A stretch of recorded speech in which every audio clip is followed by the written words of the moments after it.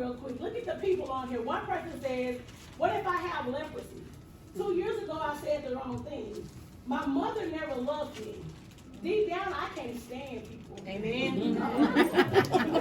I am not now, nor ever will be a beauty.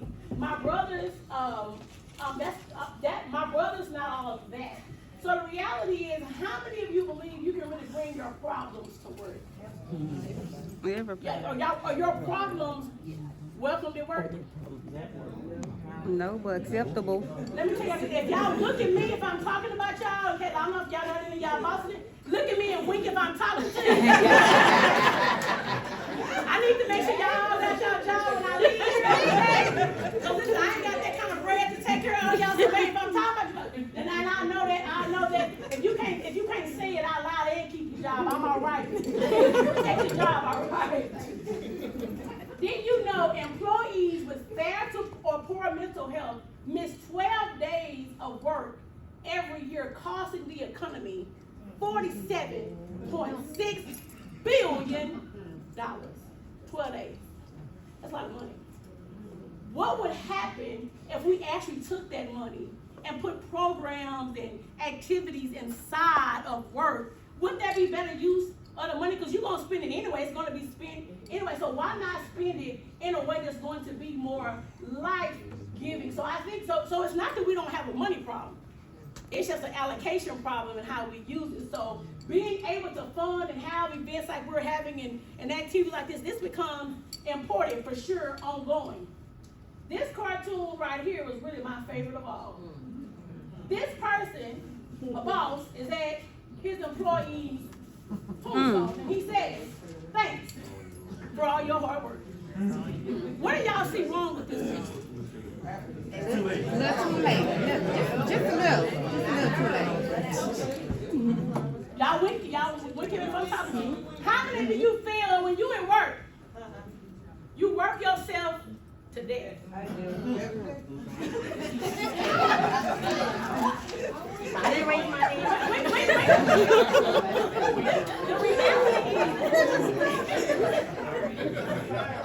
The reality is that a person should not have to wait to die for you to thank them. We often hear give people their flowers. Because when I'm there, I can't smell them no way, right? So part of thanking people for the hard work that they do, it is important to do. And even when it works is to employer to, employee to employee, whether it's boss to employee, just showing thanks. Okay, I appreciate you. I appreciate you for showing up for work because I gotta do your part. Like sometimes that's just good right there. I'm glad you're here so I gotta do this by myself. Because you do know when you're missing from work, somebody else gotta do your job, right? So they don't come back on Thursday asking why I got attitude.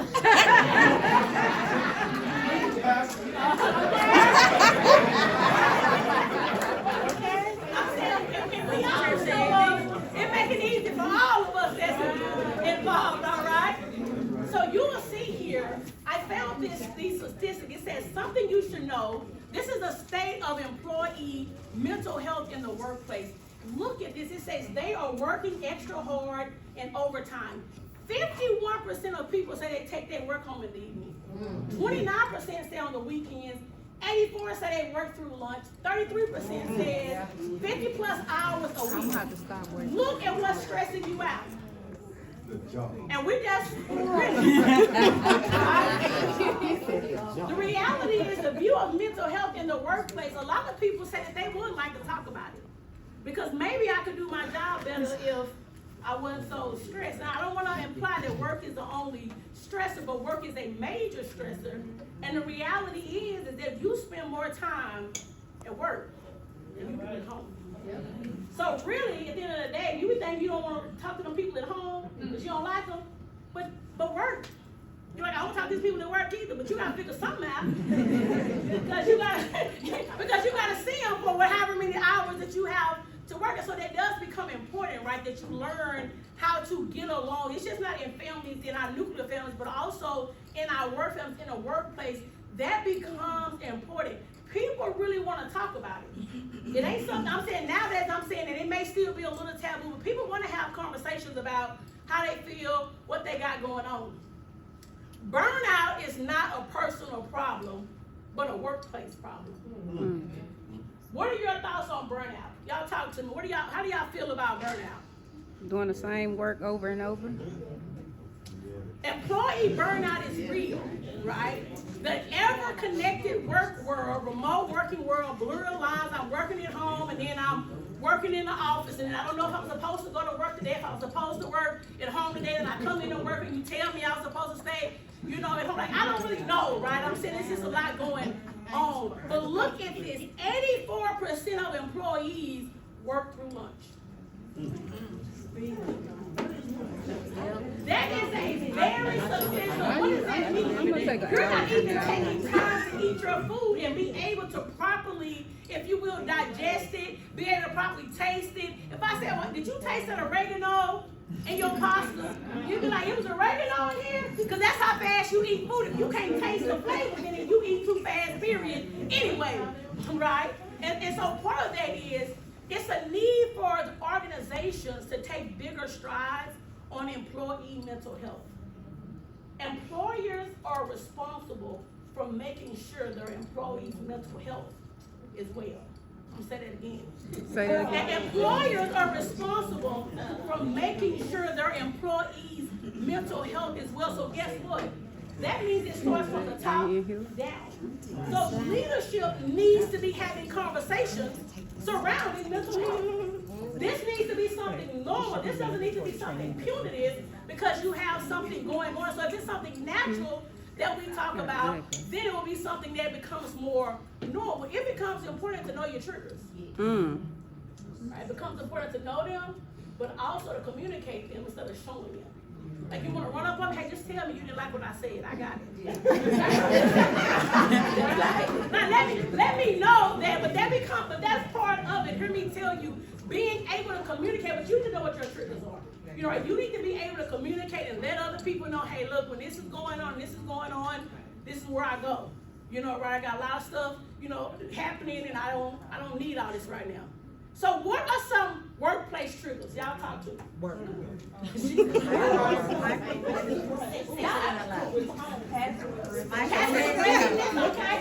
No rewards. No reward, okay, I love it. Micromanaging. No, say it again for me. No incentives, look, why am I coming to work? Favoritism. Church gonna say amen on that one. Somebody paying me, I am hot. The reality is that, right, a trigger, person, place, thing, idea, can be a thought. It becomes important for you, number one, to know your individual triggers, but also knowing triggers that exist in the workplace. And so you don't really know that unless you start having conversations about what is triggering about this workplace. Sometimes also what can be triggering is change in leadership. Right. That can be really big, or changing policies, and I gotta implement it today, but you had it 3 weeks and I gotta make sure I know it by today. It's like I don't even have enough time to figure out. It's a lot of things and demands that are placed on people that carries over to other areas, and then you want me to perform. And then you want to make sure I hit all the metrics and all that kind of stuff, and it becomes tough. You cannot see this, or maybe you can, but let me read you some of these questions. This will be great for, if you will, your managers to have these questions to ask, because these are great questions. I think that will be helpful, because the goal of mental literacy is to understand and strengthen your organization. These are some of the questions. I'm not going to go through all, but it's 10 questions. One of the questions is, our organization values and promotes positive mental health. And you would answer strongly agree, disagree, neutral, agree, strongly agree. Another question is, our organization's HR policies promote positive mental health. Another question is, our leaders understand positive mental health and promote it within our team.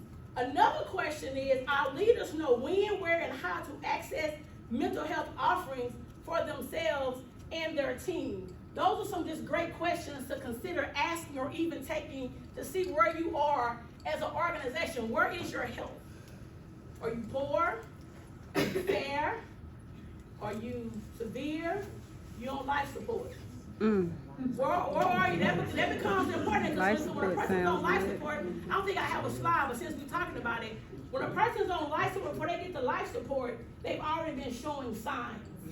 One of the ways of sign that you can tell if it's a person that's going to be exemplary in their performance and they start to decline, that's a conversation. That's not an attack, right? That's a conversation. I noticed that you perform up here, but lately I saw you kind of slowed down. And let's talk about, what's going on, how can I help you and things like that. And not feel like when I feel like my job is threatened, then I start clamming up even more.